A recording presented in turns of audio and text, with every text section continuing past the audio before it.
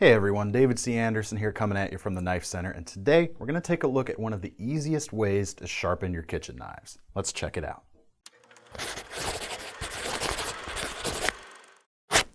Now there are so many different ways to sharpen your kitchen knives these days, but for those of you out there who like the convenience of an electric sharpener, this is the device that I like to recommend. This is the WorkSharp Culinary E5 electric kitchen knife sharpener, which instead of diamond plates uses abrasive belts instead. Not only are these effective in creating a really good edge, but this device is made in the USA too by a really upstanding company, which is fantastic. There's three main elements to this system, and you can buy them separately. You've got the standard base unit, as well as a rod system and an upgrade kit, and I'm going to cover the uses for each of those. Now, if you're an old hand at sharpening already, you'll probably get most of the concepts I'm about to talk about very easily, so I want to make sure to explain things in depth for those of you out there watching who are really new to the subject. I'm going to start with the base unit, and as you can see, you've got a nice stylish look here, which should fit in pretty well into most kitchens, and it even comes with a nice slip cover if you want to hide things away a little bit, or even protect it a bit from kind of the kitchen debris that could get on it when not in use. Now, WorkSharp designed this to be as easy to use as they could make things, but it still is going to take just a little bit of getting used to if you go with one of these units.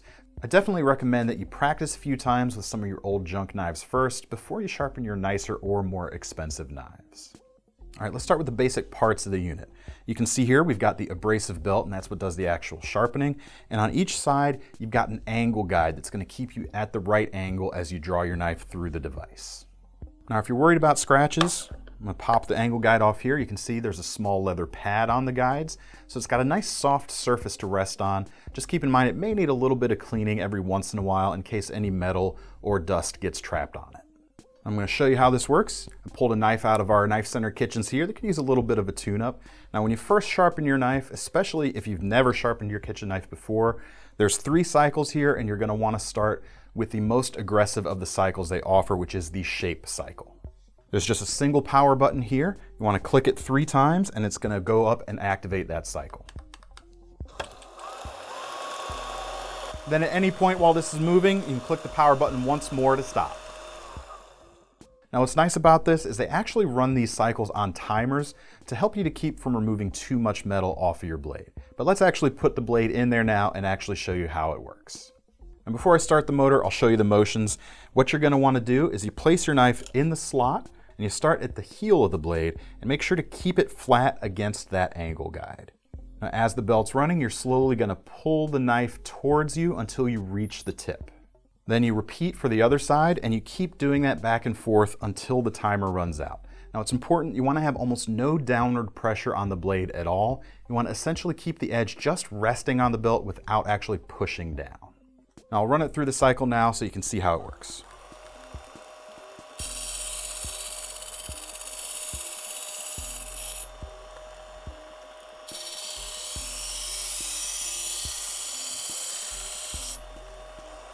Now you can see there right at the end that the white light there started to blink, and that's when it slowed things down and moved it over to the refine cycle. I'm going to switch it off here real quick before I move on to that, just to give you a couple of pointers real quick. Keep an eye on the actual angle of the belly of the blade, that curvature to the edge itself, and try to keep that at a 90-degree angle to the direction of the belt as you draw it out. It doesn't have to be precise, but that's a little bit better than just holding it straight the whole way through. The other word of caution I'll offer is that when using any of these belt-based sharpeners like this, make sure you never draw the tip of your knife past the halfway point on the belt. Otherwise, it can be very easy to round the tip over, and we don't want that. But this knife here actually comes with a rounded tip, so there's a little bit less danger of that with this particular design. I'm going to click the power button once to turn on the refine cycle again, and you're going to run through the same steps as you did in the first cycle, all the way until the timer runs out and it stops the motor.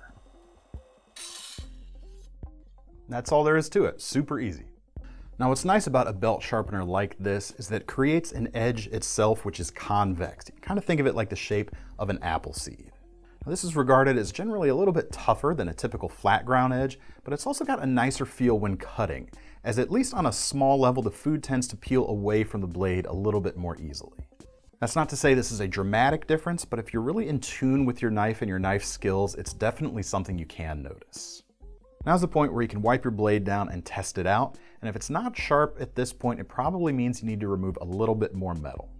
Now, depending on how close you actually are, and this is just something you're going to have to get a feel for over time, you can go all the way back to that shape cycle with 3 clicks, or you can start at the intermediate sharpen cycle with 2 clicks.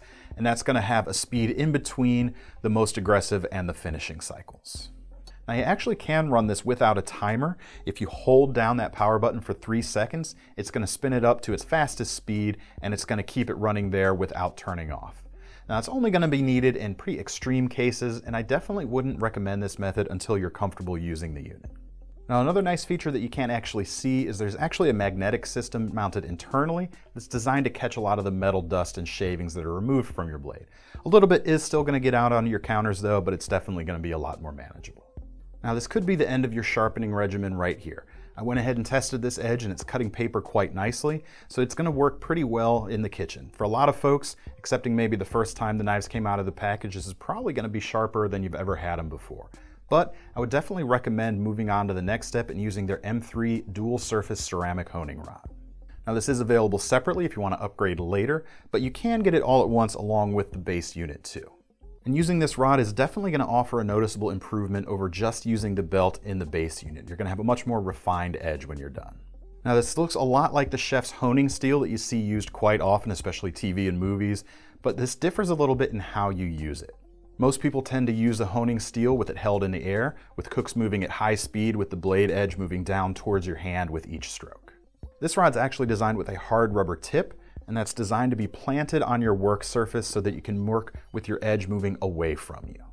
This is definitely a bit of a safer method, especially for inexperienced users, but I would recommend planting this on a cutting board or even a towel if you don't care if it maybe gets cut up a little bit, so that your blade edge doesn't hit your countertop, which could be bad for both your countertop and the blade at the same time. Now, another feature that makes this easy to use for pretty much anyone are these angle guides built right into the handle, so you don't have to guess about how you need to hold the blade. You simply plant the rod down, line up your blade with the angle guide, and hit each side of the edge, starting with the heel of the blade at the top of the rod, and then draw down while pulling back, ending at the bottom of the rod and the tip of your knife. Now, you're going to notice that there are 2 different surfaces on the rod. You've got this grooved side here, which is a little more aggressive, and this smoother round side. You're going to start by using the grooved side, and I'd say somewhere between 10 and 20 strokes per side of your blade is a good place to start. Then you simply twist the ceramic rod itself so that now the smooth side lines up with the angle guides, and then do another 10 to 20 strokes per side. Now, if the rod ever gets super dirty and you want to clean it, it is just a friction fit in the handle. So you can simply pull it out and it's going to wash up very easily. Now, once you're done, your edge should be in pretty good shape. And if you do a few strokes on this rod every few times you use the knife, you won't even necessarily need to go back to the belt unit as often, which is going to help your blade last longer overall. This handle actually has one more trick up its sleeve though, and that's what WorkSharp calls their micro-forge technology. You can see there's a small wheel here at the back of one of the angle guides. I'm going to actually take the rod out before I demonstrate. It's a little bit easier for the height of this counter and me right here. You simply take your knife and place the tip in the slot and push it through, ending at the heel of the blade. Do it just once in exactly the opposite direction of most of these other sharpening motions we've done so far. Now, it's going to be really hard to pick up on camera, but what this was actually going to do is apply micro facets to the cutting edge of the blade. Now, on that really small level, this is almost like some very mini serrations, and that can actually help it perform better on things like fruits and vegetables especially, and even maybe a loaf of bread without the drawbacks that come with a normal serrated blade. Again, that's just one of those minor differences that you will be able to feel if you're really in tune with your blade. Now, this manual rod is a great complement to the E5 sharpener or any other primary sharpening method really, but you really could use this as your sole sharpening tool too if you happen to buy the standalone version. If you're keen on doing everything manual, it really is a fine option for your kitchen, as it comes with a tapered diamond rod here, and actually it has a small plastic cover which protects that diamond abrasive, so I've still left that on here. And that can be inserted into that handle, making this your primary sharpening stage before you hit the ceramic rod. And as a bonus, because it's tapered, it's even going to work great with serrated blades too, which is not something I recommend doing on these belt-based systems otherwise. All right, now it's time to talk about the upgrade kit which is available. Now, if you want to go for simplicity, you can certainly stick with just the base unit and the rod, but if you really want to get a little obsessive about your edges and dive a little bit deeper into the process, this kit does give you two certain advantages. One, it comes with a wider variety of belts. I've left them here as they come out of the package, and you've got some finer grit options than the standard belt on the unit. That standard belt is a coarser grit, as I mentioned, and while the rod does a really good job of refining the edge that comes off of that unit, you could actually do everything using just these belts instead. In fact, this unit uses the same belts as Worksharp's popular Ken Onion Edition sharpener, which is really highly regarded in the knife world. I myself have used that unit with the belts to get an almost mirror polished edge that comes scary sharp. And if you want the sharpest edge you can get out of this unit, or if you're a knife nerd like me who cares a lot about edge refinements, these extra belts are definitely the way to go to achieve that edge. Once you've run through your main cycles using the standard belt, you simply swap out to the next belt, starting with the next coarsest in line. It's really easy to do. You simply open the front cover by folding it down, push down on the top of the unit, and slide that old belt out. Installing the new belt is the reverse of that process. Push down, slide your belt over the 3 rollers, let it back up, and close the cover. Now you just click once and run the refine cycle through on this next belt, and then swap to the next belt, rinse and repeat until you finish on the finest grit belt and you're good to go. One of the nice touches once you're done, simply remove that belt, and the top of the cover actually lifts up, revealing a hidden compartment there, and you can actually store your extra belts when not in use there. Now, the next advantage that comes with the upgrade kit are extra angle guides to accommodate both Western style knives like your common chef knife, which typically feature a 20-degree sharpened bevel, and Japanese style kitchen knives, which are sharpened a little bit thinner at usually a 15-degree bevel. Now, the guides that come with the base unit actually split the difference a little bit. With those, your convex edge is going to terminate in a roughly 17-degree bevel. Now, there's nothing wrong with running all your knives through that. It'll essentially make your Western style knives cut a little bit more efficiently and then give your Japanese knives a little bit more durability. But if you'd rather keep things closer to original, you can simply pop these guides out and install the more specific guide in just a couple of seconds. What I like about the way they do this is that it even comes with a base to store your extra angle guides when you're not using them.